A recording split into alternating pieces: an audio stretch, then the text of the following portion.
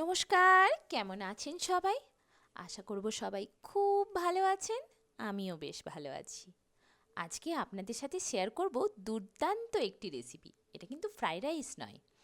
এটা রান্না করার জন্য প্রথমেই আমি ইন্ডাকশানে জল চাপিয়ে দিলাম, তার সঙ্গে দিয়ে দিলাম একটু নুন আর গোটা গরম মশলা, একটা তেজপাতা আর একটু ঘি। এরপর জলটা ফুটে উঠলেই দিয়ে দেব কিছুক্ষণ আগে ভিজিয়ে রাখা বাসমতি চাল। বাসমতি চালটা খুব ভালোভাবে ধুয়ে 1 ঘন্টার মতন ভিজিয়ে রেখেছিলাম। এরপর ভাতটা 80% রেডি হলে নামিয়ে নেব আর ভাতটা ঠান্ডা হওয়ার জন্য রেখে দেবো। এদিকে একটা কড়াই চাপিয়ে দিয়েছি, যার মধ্যে দিয়ে দিলাম রিফাইন অয়েল আর দিয়ে দেব গোটা গরম মশলা আর সাদা জিরে। এখানে সমস্ত সবজিকে একটু জলে ভাপিয়ে নিয়েছি। এখানে আছে ফুলকপি, গাজর, বিম আর কয়েকটা আলু। এরপর সেগুলোকে দিয়ে দিলাম, দিয়ে সামান্য একটু নুন দিয়ে হালকা হাতে ভেজে নেব।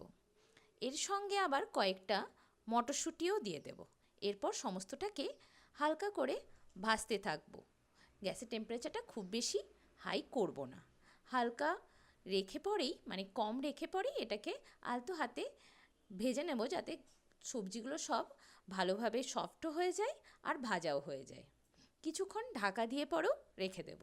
ততক্ষণ এদিকে একটু পরিমাণ দই নিয়ে নিলাম আর তার সঙ্গে নিয়ে নেব 2 চামচের মতন চিনি।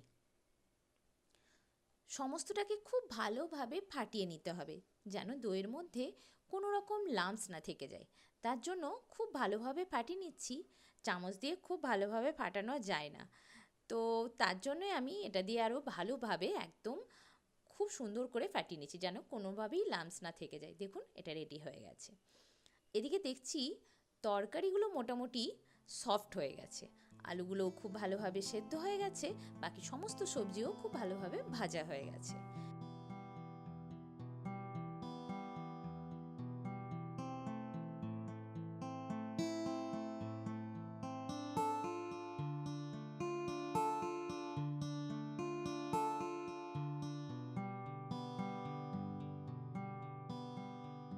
আমি এখানে 2খানা লঙ্কাকে চিড়ে দিয়ে দিচ্ছি।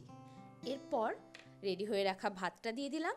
ভাতটা খুব হালকা হাতে নাড়াচাড়া করতে হবে, যেন ভাতটা ভেঙে না যায়। তার জন্য হালকা হাতে এপাশ ওপাশ করে সমস্তটাকে মিক্স করে নেব। এরপর মনে হচ্ছে একটু তেল বেশি হলে ভালো হতো, তাই 1 চামচের মতন ঘি দিয়ে দিলাম এখানে। এবার ঘিটা গলার জন্য কড়াইয়ের সাইডের দিকে লাগিয়ে নিলাম, তাহলে খুব তাড়াতাড়ি গলে যাবে, কারণ সাইডটা তো গরম হয়ে আছে আর ভাতটা তো এখনই দিয়েছি, খুব ভালোভাবে ওটা গরম হয়নি। এরপর দিয়ে দিলাম ফাটিয়ে রাখা দইটা। দইটা দিলে কিন্তু ভাতটা আর খুব বেশি গলে যাবে না। এরপর হালকা হাতে সমস্তটাকে খুব ভালোভাবে মিশিয়ে নেব আর গ্যাসের টেম্পারেচারটা একটু হাই করে ভালোভাবে নাড়াচাড়া করে নেব। তারপর কিছুক্ষণ সফট হয়ে গেলেই গ্যাসটা বন্ধ করে দেবো। কেমন লাগলো আপনাদের আমার এই ভিডিওটি অবশ্যই কমেন্টে জানাবেন আর একটা লাইক করে দেবেন। আমার চ্যানেলটিকে প্লিজ সাবস্ক্রাইব করে দেবেন। খুব তাড়াতাড়ি দেখা হবে নতুন একটি ভিডিওতে। ততদিনের জন্য বাই।